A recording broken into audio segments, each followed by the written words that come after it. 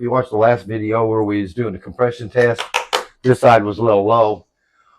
Well, I think I'm gonna go ahead and pull this head off and change that gasket, because I fell into the myth of people told me that the MLS gaskets, you know, that's all they're metal, they compress, that you can reuse them.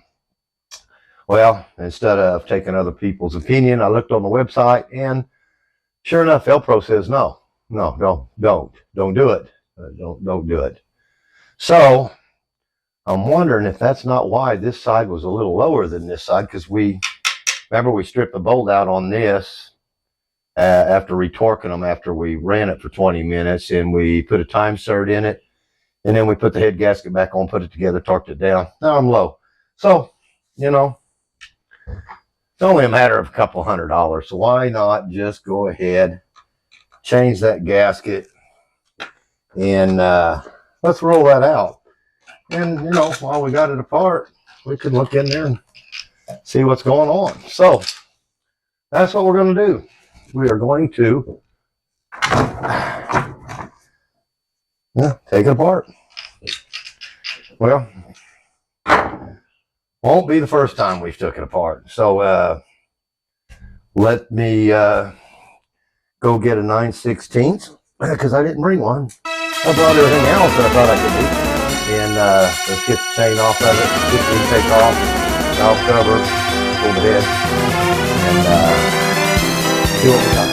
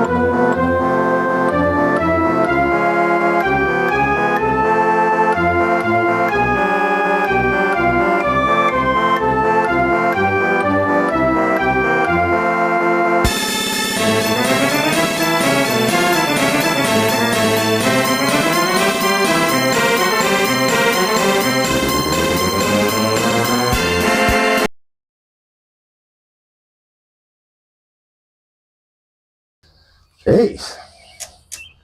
Well, help me. What is the? Figure this out. Okay. It's hung up on the threads there. You gotta work it just right. And you pull one in, and the other end comes apart.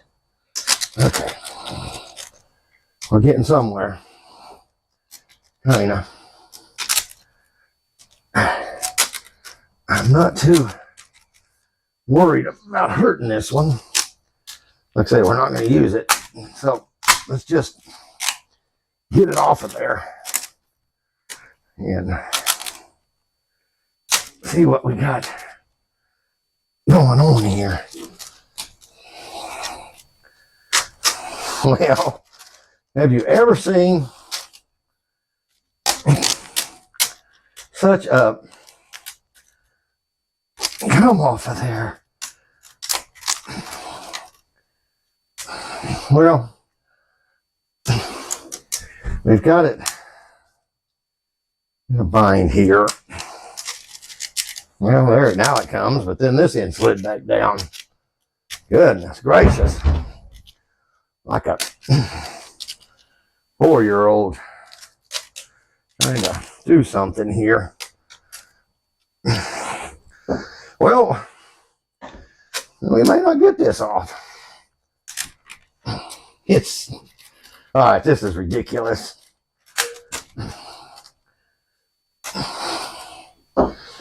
Okay, well, let me.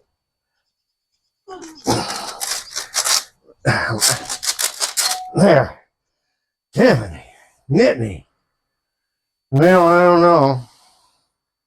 I mean, physically with my eyes, I don't really see anything. But, you know, is it going to hurt to change it? I mean, I don't think so. Because we had a little problem in the compression there, so, and since we reused this gasket, I just wouldn't feel right running it the way we're going to run it with that. I don't know if you guys ever reused the MLS gasket. You know, be careful what you read on the internet, because some of them guys will tell you can reuse them. And, you know, if you go straight to the manufacturer, they don't suggest it. So, well, okay, we got that off. We'll get the parts cleaned up. Yeah, starting to get a little dark. And the gaskets ought to be here, I think, tomorrow or the next day. What we'll do is we'll put this back together, do another compression test, and see if that changed anything. If you remember, these two cylinders, they're a little low. Everything else was pretty much 180. Those was 165. So I'd like to see them come up. But anyhow, till then, I guess we'll be back. Okay, so we got the motor all put back together. Was waiting on the dyno. Problem is, the guy that has the dyno, he just keeps putting us off and putting us off and putting us off. Now he's saying he don't know when he can get it into dyno the engine, because he's having trouble with his dyno still, and we just can't wait any longer. I got to get this thing to the track, so we're just going to figure, you know, let's just figure it makes 140 horse with 35 pounds of torque. Take it out there and get it running. So let me show you what we've got done on it so far.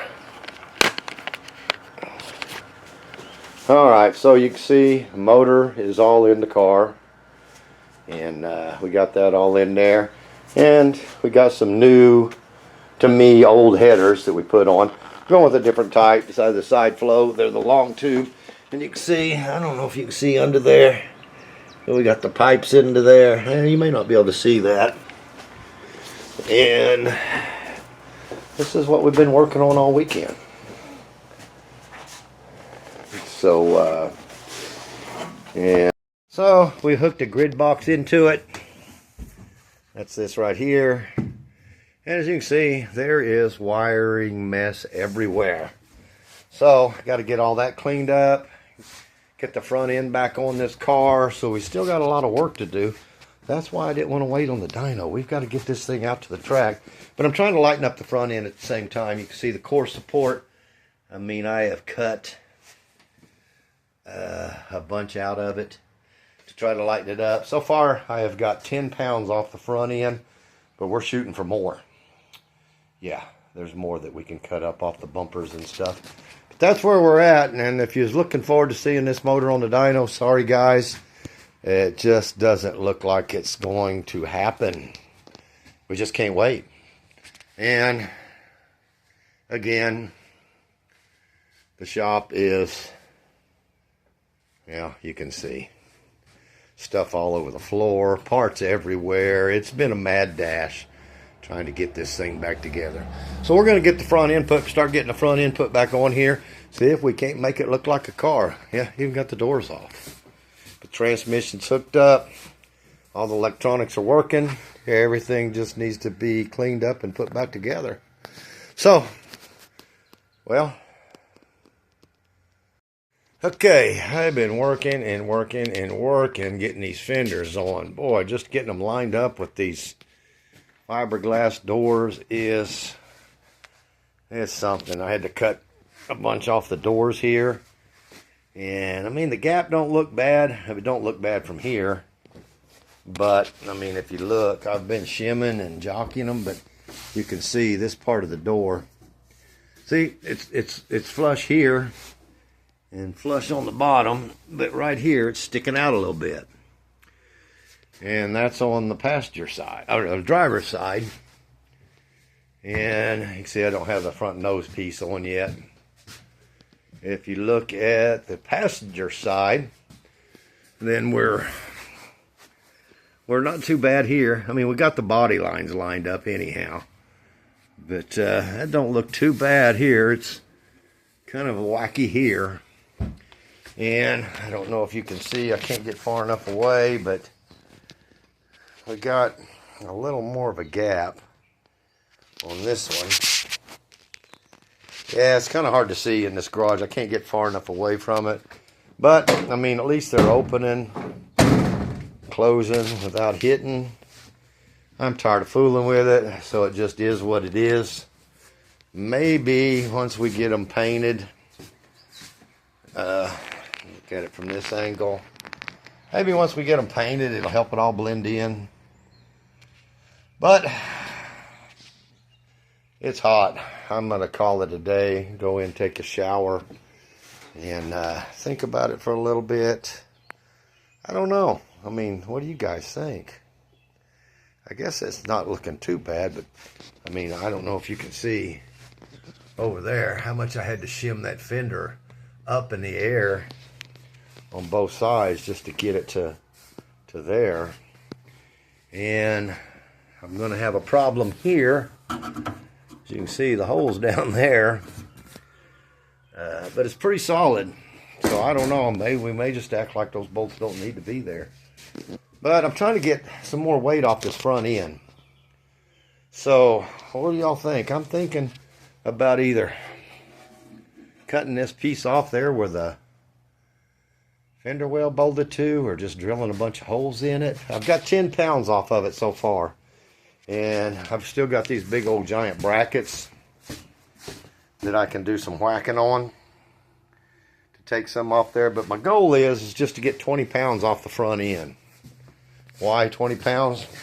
I don't know. I just do. So, I think that'll be it for this video. We'll finish the rest of it up, get the doors painted, the side windows in.